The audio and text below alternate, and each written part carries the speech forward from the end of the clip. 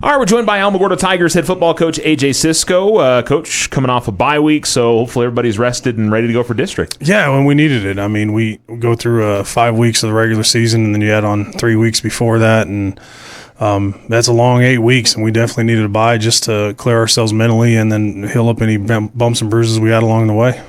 Well, we'll go back to a couple weeks ago. We didn't chat last week, but I know first half, not what you want to see against Riverside, but second half, the team obviously played much better. They did, and you go back to the first half, I thought we did some things really well offensively and moving the football and having success. We just never got to stop defensively, and they just kind of ran through us. And then when we didn't sustain drives or get to score on a drive and they went down and scored, we just dug ourselves a huge hole. But went into halftime and had a long conversation with our kids about who we are and what we're about. And couldn't have been prouder of our kids for coming out and playing as hard as they did in the second half and getting after it and making it a game and having a shot to win the game at the end. And like I tell people when anybody asks about our program, our kids are tough, and they're mentally tough and physically tough. And the way they responded to that and not cower down and come back and make it an interesting and give us a shot to win it at the end, I was very proud of them. And that's a huge building block for us going forward.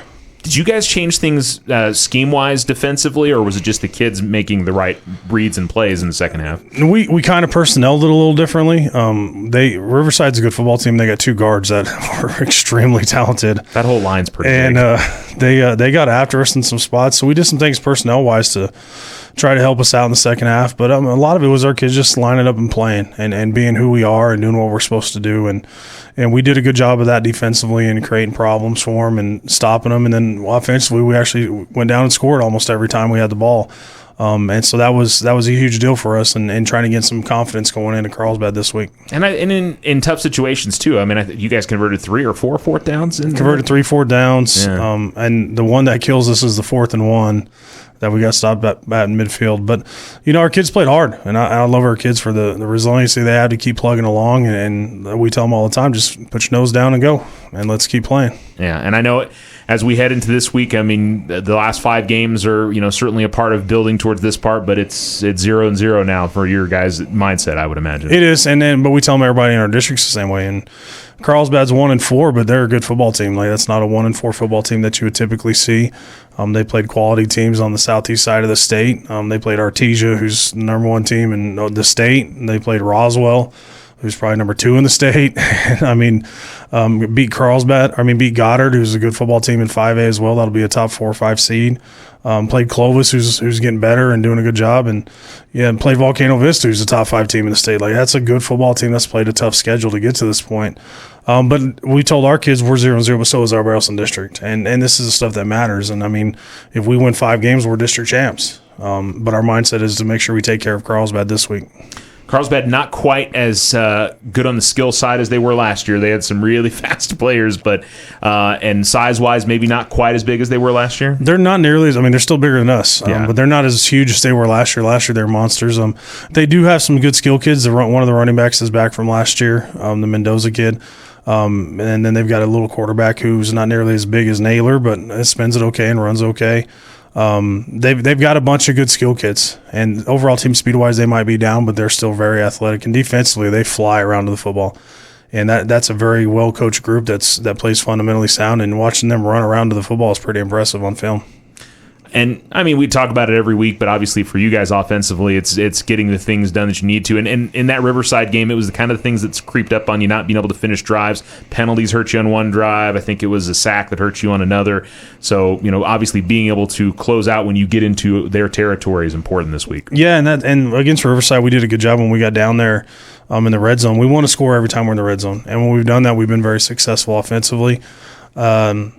Against Riverside, we did a good job. We started throwing the ball down the field vertically, and that's something that we have to continue to get better at and take our shots with it, but it lets us run the football and throw in our screen game, which we've done all year, and then it allows us to run the football because that'll protect the run game.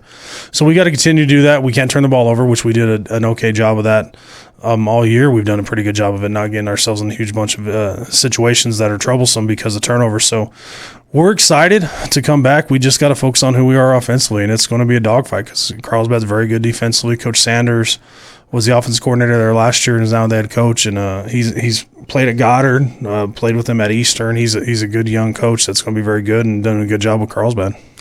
And something I did mention coming out of the Riverside game, the first time we saw Anthony kind of be the feature back, and I know you try to not use him that much because he plays both sides of the ball, but he really showed the kind of special athlete that he is. Yeah, he's different when he touches it, and trying to make him survive where he can play a lot is a huge balancing task for our coaching staff because he is so vital for us offensively and defensively. But he's explosive and electric. When he touches it, a lot of good things can happen. And we got to continue to find ways to get him the football and let him continue to be healthy. But we also need him to play defense. And that's something that we've done a pretty good job of in the past few weeks is letting our defensive guys rest a little bit, and like DeAndre, and then come play offense when they need to. And then DeAndre had a huge game on both sides of the ball. So that's something that we balanced well the last couple of weeks, and we got to continue to do that through district. And I think, for you guys defensively, you probably can take a little bit away from how you performed in that second half against the Riverside team that was running the ball so well. Maybe picked up some stuff that you guys feel like you can apply going forward because you're going to see some teams that obviously can run the football well. And a lot of that was just finding our kids to grow up in that situation and to respond to the physicality that Riverside was bringing. And they're a dang good football team. They might lose one more game this year to Bushland. But they're going to win their district, and they're going to be a team that can make a run in the playoffs. And for our kids to respond in the second half defensively and get after it, and I'm talking about the D-line of physically getting off the football and playing well. That was something that they were challenged to do at halftime because we didn't do a good job of that in the first half, and they did. And our linebackers played really well in the second half. You saw Bosserman get to run around. He's very athletic, and Garza did a good job. So we're excited for the growth of that defense to continue, and we've done a good job defensively for the most part of this year of holding people out. And we usually give up some big plays in the second half. We didn't give up any big plays, and when we do those things, then we make it easier for the offense, and we can have a lot more success. And something else as well, with high school football, bye week, sometimes they're a good thing, sometimes they're a bad thing. You probably won't know till kickoff on Thursday night whether it's going to be good or a bad thing, right? It is, and it's how you manage it. And our kids understood the expectation. We told them what the bye week was beforehand, what the schedule was. We had a couple of practices during the week. We did a lot of time of just lifting and letting our bodies recover, and then giving our kids some time away from football because we are so demanding time-wise that they need time away. And the bye week's a good spot, and our kids understood that once that bye week ends, we go on to another 5-week grind that we hope can extend to 6, 7, 8-week grind the rest of the year because we're not going to get another bye week. So it was a lot of self-reflection from within, talking to our kids, letting our kids heal, and letting our kids get away from football and not have to focus on it as much. And we certainly hope that the crowd shows up as well as they have for the first two Friday night games of the year, Thursday sometimes. But I don't know. I think I would certainly take Thursday night over Saturday afternoon in terms of a crowd showing up. 100%. So. I'd rather do this Thursday night than Saturday afternoon. But there's a lot of stuff going on. But if you get a chance, come out and watch our football team play and watch these kids and everybody else that's going to be involved in a Friday night atmosphere that's on a Thursday night. And Tiger Stadium could be a tough place to play. And I know it was a tough place for Gadsden offensively trying to get stuff in. We had so many people. It was loud. It was a rocking environment. It was the same thing with Silver. We've got to continue to build on that environment. And hopefully this community sees the investment that our school district's putting into athletics and trying to improve athletics around, and not just for football, but with everything. And buys into how important athletics are for this community and the growth of our young people in our high school. All right, Coach, we'll see what happens on Thursday. Good luck. Appreciate it, man. Go Tigers.